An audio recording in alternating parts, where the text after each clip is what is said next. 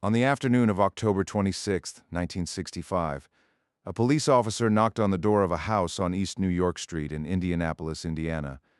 What he found inside would be called the most terrible crime ever committed in the state of Indiana. But here is the part that still haunts investigators 60 years later.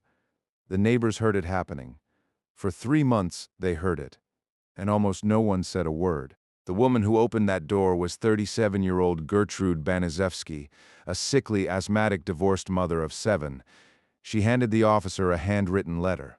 It said that a gang of boys had attacked the girl upstairs. It was a cover story she had forced Sylvia to write. But before the officer could leave, a 15-year-old girl, Sylvia's younger sister Jenny, who had been in that house for the same 3 months, approached him quietly and said 6 words that broke the entire story open. "Get me out of here," she said, "and I'll tell you everything." Sylvia Marie Likens was born on January 3, 1949 in Indianapolis, Indiana. She loved the Beatles. She babysat, did chores, hung out with friends, and lived what every account describes as an ordinary, happy teenage life until the summer of 1965. Sylvia's parents, Lester and Betty Likens, were traveling carnival workers who spent much of the year on the road. In July of 1965, their mother was arrested for shoplifting and jailed. Lester needed someone to care for his daughters while he followed the fair circuit. He found Gertrude Banizewski through a connection at Sylvia's school. Gertrude Banizewski was a 37-year-old divorced mother of 7 children living at 3850 East New York Street on Indianapolis's east side. Lester Likens agreed to pay her $20 a week to board Sylvia, then 15, and her sister Jenny, also 15. Gertrude promised to care for them as if they were her own. Shortly after the 4th of July holiday in 1965, Sylvia and Jenny moved into the Banizewski home. They attended Arsenal Technical High School nearby, did housework, and by all early accounts, settled in. The plan was for their parents to return and collect them by November. Within days of Sylvia and Jenny's arrival, the first $20 payment from Lester Likens arrived late. According to all subsequent court testimony, this single late payment was the moment Gertrude Banizewski first struck the girls. It would not be the last time. By mid-August of 1965, according to court testimony, Gertrude Banizewski had begun focusing her abuse almost exclusively on Sylvia. Investigators and prosecutors would later say the primary motivation appeared to be jealousy of Sylvia's youth, her appearance, her potential. Sylvia was 16 years old. For 3 months, from early July to October 26th, the abuse escalated week by week. Beatings gave way to starvation. Starvation gave way to burns. Burns gave way to confinement. And at each stage, more people were allowed inside the house to watch or to participate. Gertrude Banizewski ran her house through fear and authority. Her children were afraid of her. Neighborhood children who came through the house were afraid of her. Trial testimony established that she supervised and directed the abuse, calling out instructions, deciding the punishments, and recruiting others to carry them out when she was too ill herself to do so. Gertrude's eldest daughter, Paula, was 17 years old and one of the most active participants in the abuse. Per court testimony, when Gertrude was too ill or fatigued to continue, Paula stepped in, willingly, reportedly from the very beginning, reportedly because she and Sylvia had never liked each other. What happened next is one of the most disturbing elements of this entire case. According to court testimony and police reports, neighborhood children were allowed into the house and drawn into what was happening there. Some accounts describe coins changing hands at the door. Children as young as 10 years old passed through that door. This is what was happening inside 3850 East New York Street from July to October 1965. Gertrude Banizewski, the adult in charge. Paula Banizewski, 17, her eldest daughter. John Banizewski Jr., 13 neighborhood teenagers Richard Hobbs and Coy Hubbard, both 15. And a rotating group of neighborhood children who came and went. All of it, directed by the woman whose name was on the door. Inside that house, Sylvia was increasingly isolated. Gertrude eventually forbade her from attending school. Court testimony described food deprivation, humiliation, and public punishment inside the home. What had started as discipline over a late payment became something no court would have a clean word for.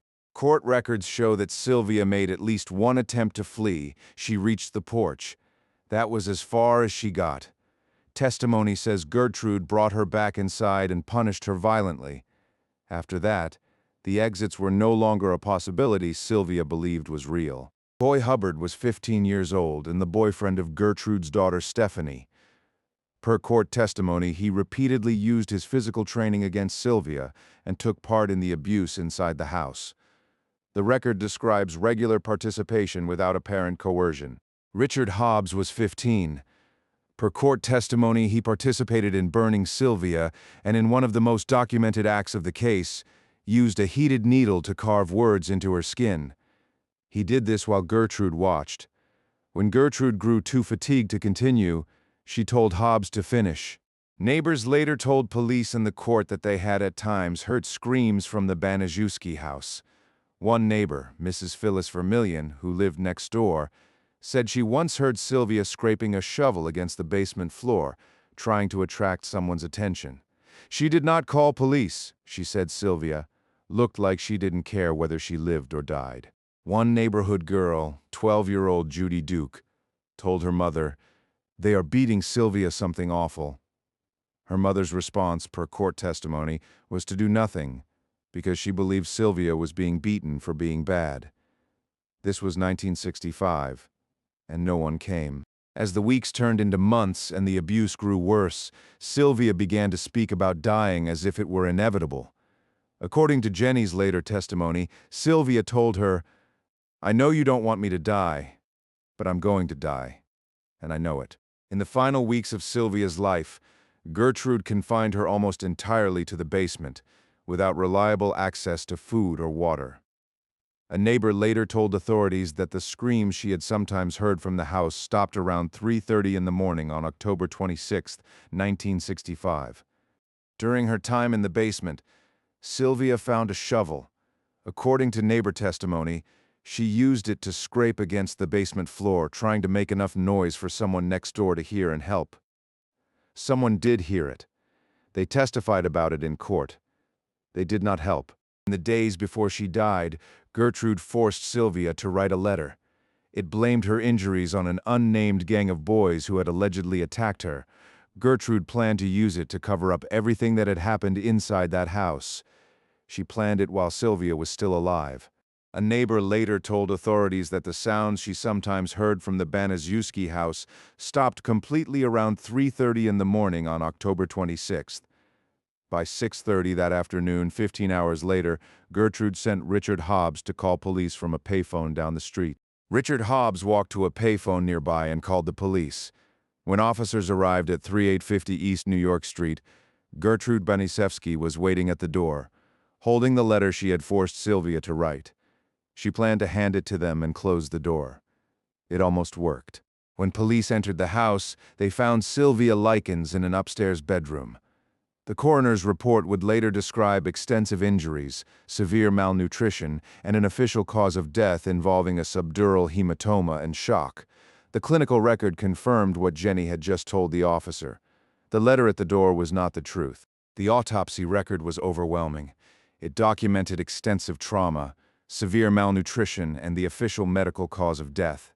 The prosecutor, Leroy New, would call it the most diabolical case to ever come before a court or jury.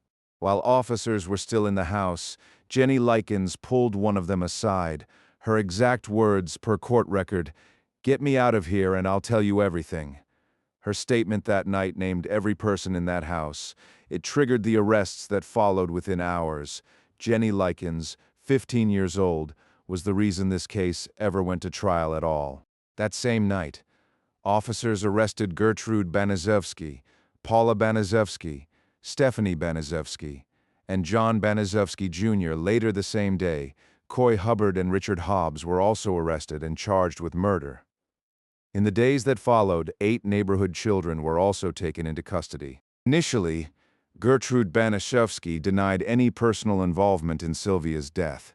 But by the very next day, October 27th, she had changed her account. She admitted knowing that the kids, particularly Paula and Coy Hubbard, had abused Sylvia. Paula did most of the damage, she told investigators. Coy Hubbard did a lot of the beating. Sylvia Marie Likens was buried on October 29, 1965, at Oak Hill Cemetery in Lebanon, Indiana, 3 days after police found her body. Her headstone carries a simple inscription, "Our darling daughter." She was 16 years old. July 1965, Sylvia and Jenny arrive at the Baniszewski house. Mid-August, abuse narrows entirely to Sylvia. October 26th, Sylvia dies. October 29th, Sylvia is buried.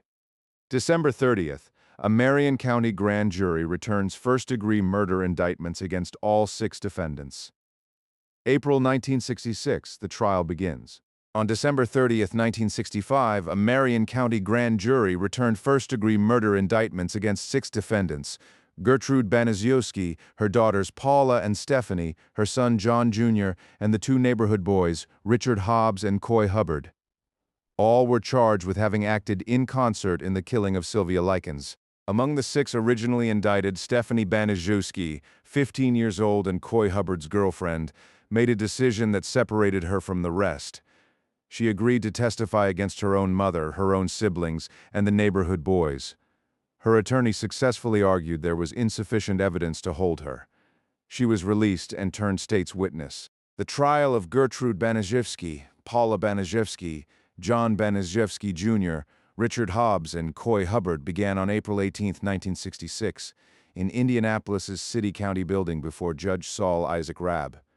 It would last 17 days. It would draw national press coverage. The courtroom was jammed from the first session. Deputy Prosecutor Leroy New opened the trial with a phrase that would define the case in the public mind for decades. He called it the most terrible crime ever committed in the state of Indiana. The defense attorney for Gertrude Baniszewski said his client had subjected Sylvia Likens to acts of degradation that you wouldn't commit on a dog. Both sides agreed on the facts. They disagreed only on the cause. Gertrude Baniszewski pleaded not guilty by reason of insanity.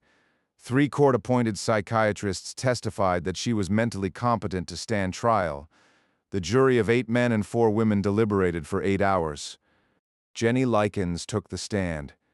She described what she had witnessed during those 3 months: the beatings, the basement, the night Sylvia told her she was going to die. She would just grit her teeth and shake her head, Jenny told the court, describing the early weeks of the abuse. She was still alive and breathing. Marie Baniszewski had told police about Sylvia's last day. She tried to say hi back, but she didn't have the energy. On May 19, 1966, after 8 hours of deliberation, the jury returned. Gertrude Baniszewski, guilty of first-degree murder, sentenced to life in prison. Paula Baniszewski, guilty of second-degree murder, sentenced to life. John Baniszewski Jr., Richard Hobbs, and Coy Hubbard, all 3 guilty of manslaughter, sentenced to 2 to 21 years. Gertrude Baniszewski, life in prison. Paula Baniszewski, life in prison. Richard Hobbs, 2 to 21 years. Coy Hubbard, 2 to 21 years. John Baniszewski Jr., 2 to 21 years. The prosecution had sought the death penalty for all 5. The jury showed what the court called mercy. In the courtroom after the verdicts, Gertrude and her children sobbed and tried to comfort one another. Richard Hobbs and Coy Hubbard showed no emotion. Paula Baniszewski gave birth to a daughter during the trial. The child was later adopted by another family. In 1970, the Indiana Supreme Court reversed the convictions of both Gertrude and Paula Baniszewski. The court found the original trial had been infected by prejudicial pretrial publicity, that Gertrude had been denied proper counsel, and that the trial court should have granted separate trials. New trials were ordered. At the 1971 retrial, held with a change of venue, Gertrude Baniszewski was convicted again of first-degree murder and sentenced again to life in prison. Paula Baniszewski chose a different path. She pleaded guilty to voluntary manslaughter and accepted a sentence of 2 to 21 years, rather than face a second full trial. Here is how every defendant ended. Gertrude Baniszewski, life in prison, paroled 1985, died of lung cancer 1990. Paula Baniszewski, paroled 1972, later discovered working in Iowa under a new name. Richard Hobbs, Coy Hubbard, John Jr., all three paroled by 1968, having served approximately 2 years each. Richard Hobbs, Coy Hubbard, and John Banaszewski Jr. served approximately 18 months to 2 years in the Indiana Reformatory before being paroled on February 27, 1968. They had committed acts of documented torture and murder. They were free before the decade ended. Richard Hobbs was released from prison after serving a short sentence and died of lung cancer in 1972 at the age of 21. He reportedly suffered at least one nervous breakdown in the years between his release and his death. He was never tried for any other crime. Coy Hubbard never changed his name. He remained in Indiana for most of his adult life, repeatedly imprisoned for various crimes. In 1977, he was charged with the murder of 2 young men, but was acquitted. He died of a heart attack on June 23, 2007, in Shelbyville, Indiana, at the age of 56. John Banaszewski Jr. was the only one of the Banaszewski family to publicly express remorse. He changed his name to John Blake, became a lay minister, and reportedly ran counseling sessions for children of divorced parents. He died of diabetes in 2005 at the age of 52. His was the only apology the case ever produced. Paula Banaszewski was paroled in 1972 and later released fully in 1974. She changed her name to Paula Pace, moved to Iowa, and worked for 14 years as an aide to a school counselor in Conrad, Iowa, without disclosing her identity or her criminal history. In 2012, her identity was discovered. She was fired. After serving 20 years in the Indiana Women's Prison, where she was reportedly considered a model prisoner and earned the nickname Mom, Gertrude Banaszewski was granted parole on December 4, 1985. The public reaction was immediate. Jenny Likens protested. 2 anti-crime groups organized. More than 40,000 signatures were gathered demanding she remain imprisoned. She was released anyway. Gertrude moved to Iowa, changed her name to Nadine Van Fossen, and described herself as a devout Christian. She never accepted full responsibility for what happened to Sylvia. She claimed she could not remember her actions, that her asthma medication had caused her behavior. She died of lung cancer on June 16, 1990. She was 61 years old. Jenny Likens, who had been in that house for the same 3 months, whose testimony broke the case open, who protested Gertrude's parole, married, had 2 children, and spent the rest of her life on anxiety medication due to the trauma of what she had witnessed. She died of a heart attack on January 10, 2004, at the age of 54. The house at 3850 East New York Street no longer stands. It was eventually demolished. In 2001, more than 35 years after Sylvia's death, a memorial to Sylvia Likens was dedicated in Willard Park in Indianapolis, placed there after Indianapolis Mayor Joe Hogsett recalled the case from his own childhood and wanted a permanent place where she would be remembered. The Sylvia Likens case is directly credited with changing Indiana law. In the years following the trial, the Indiana General Assembly passed what became known as Indiana's mandated reporter law, requiring every person in the state, regardless of profession or age, to report any suspicion of child abuse to law enforcement. One girl's death became the reason Indiana has that law today. One of the most enduring questions the case produced was the one defense attorneys, prosecutors, and sociologists have asked ever since. How did an entire neighborhood allow this to continue for 3 months? The answer the court heard was the one that haunts the most, because the adults around that house told themselves it was not their place to interfere. 40,000, that is how many signatures were gathered to try to keep Gertrude Banaszewski in prison when she came up for parole in 1985, 20 years after Sylvia died. The petition failed. She was released. She never admitted what she had done. Prosecutor Leroy New called it the most terrible crime ever committed in the state of Indiana. Decades later, that title has never been officially challenged. No subsequent case in Indiana has been described in those terms by its own prosecutors, because nothing has come close. In the final days of Sylvia's life, she told Jenny she knew she was going to die. She had tried to escape once. She had tried to signal for help. She had even been bathed, reportedly after death, before police arrived. The case record shows a girl who, despite everything, was trying to survive until the very end. When police arrived and Gertrude handed them that letter, the one she had forced Sylvia to write blaming unnamed boys for her injuries, the lie lasted only as long as it took Jenny Likens to pull one officer aside. It is one of the most documented acts of last-moment resistance in any case of this kind. Sylvia wrote the letter. Jenny undid it. After October 26, 1965, the neighborhood on East New York Street went back to being quiet. The neighbors who had heard screams gave their testimony in court and returned to their houses. The children who had participated were, in most cases, never charged with anything beyond injury to a person and were released. The block went on. Sylvia did not. Stephanie Banaszewski, 15, was the one member of that household who chose a different path during the trial. She waived immunity and agreed to testify against her own family. All charges against her were eventually dropped. She changed her name, became a school teacher, married, and had children. She was last known to be living in Florida. Forrest Bowman, who defended John Banaszewski Jr. and Coy Hubbard at trial, said in a later interview that revisiting the case records for a book nearly 5 decades later produced something he had not felt during the trial itself: the frustration over all of the many ways that this should have been stopped and wasn't. 12 weeks. That is how long Sylvia Likens was inside that house.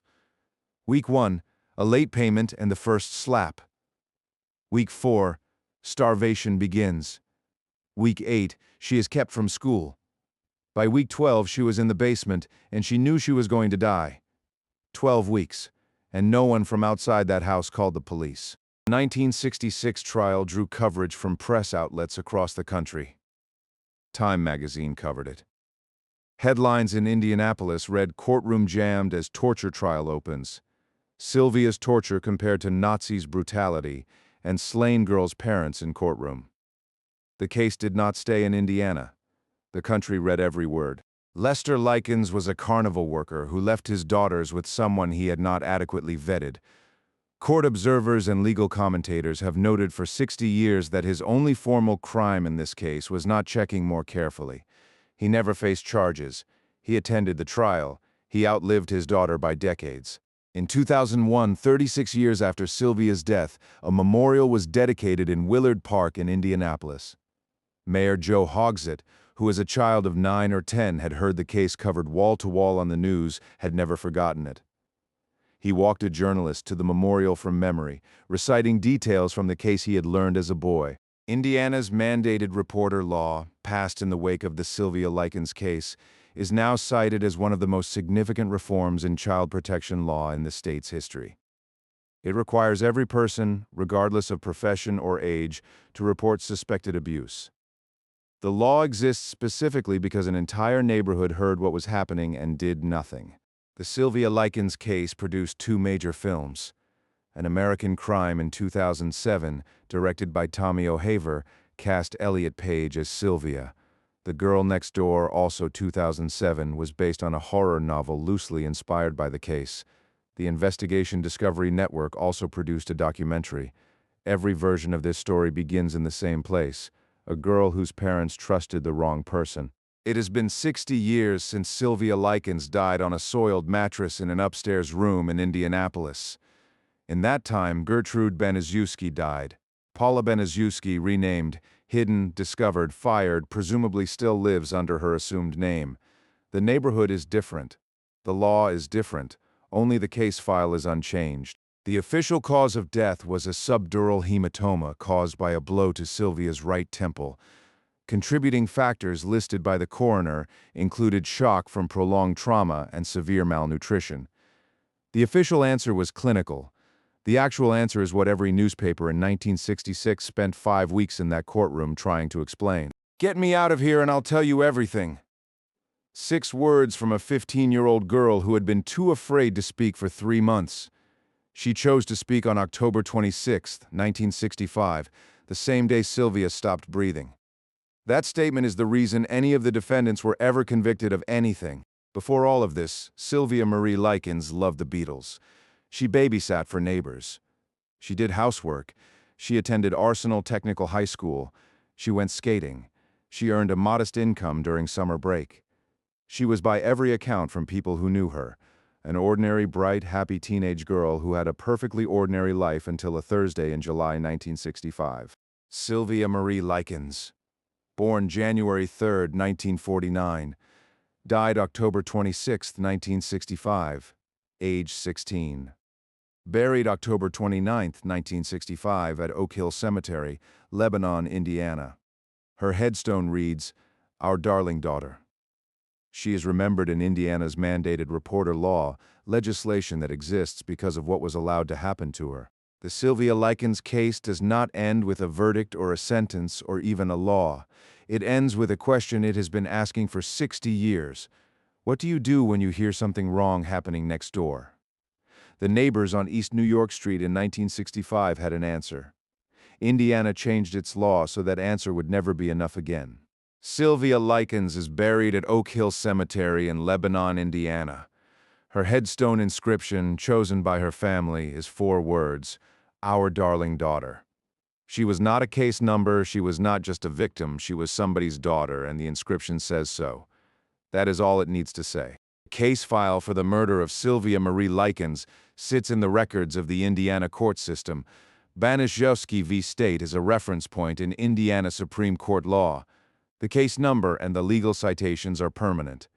What Sylvia was before July 1965, an ordinary girl who loved the Beatles and went skating, is what every account asks you to remember alongside the case number. Indiana's mandated reporter law has been updated and expanded multiple times since its original passage. Sylvia's CAC, a child advocacy center in Indiana, was named in part to honor Sylvia Likens' memory and works to protect the children the original law was designed to protect. A girl who couldn't be saved became the reason thousands of others could be. Sources for this episode are in the description: Wikipedia's comprehensive case record, the Encyclopedia of Indianapolis, Axios Indianapolis, LegalClarity.org, Indianapolis Monthly's 50th anniversary feature, the 1966 Time magazine trial coverage, Indiana Supreme Court Banaszewski v. State 1970, Sylvia's CAC, and the Indiana Lawyer. Every fact you saw is from the verified public record. Sylvia Likens was a real person. This is her story. If this case stayed with you, hit subscribe, like the video, and turn on the bell. We cover real cases, real people, and the systems that were supposed to protect them. Sylvia Likens deserved a neighborhood that picked up the phone. She deserved better. Say her name. We'll see you in the next one.